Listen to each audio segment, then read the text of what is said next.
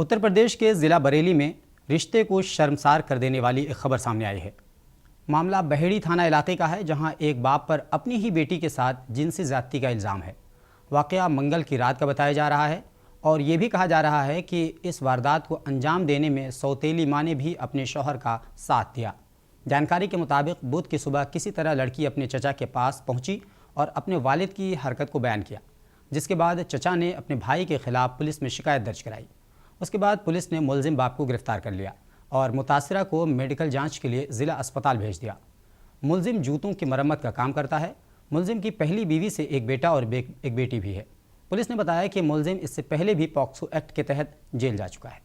थाना क्षेत्र बहेड़ी के एक ग्राम में एक व्यक्ति ने थाने पर 376 IPC के अन्य सबसेक्शंस में और पॉक्सो एक्ट में मुकदमा पंजीकृत कराया है कि उसकी भतीजी के साथ उसके पिता ने दुष्कर्म किया है, जिसके संदर्भ में अभियुक्त पंजीकृत किया गया है और उसके बयानों के आधार पर अभियुक्त पिता को गिरफ्तार कर लिया गया है।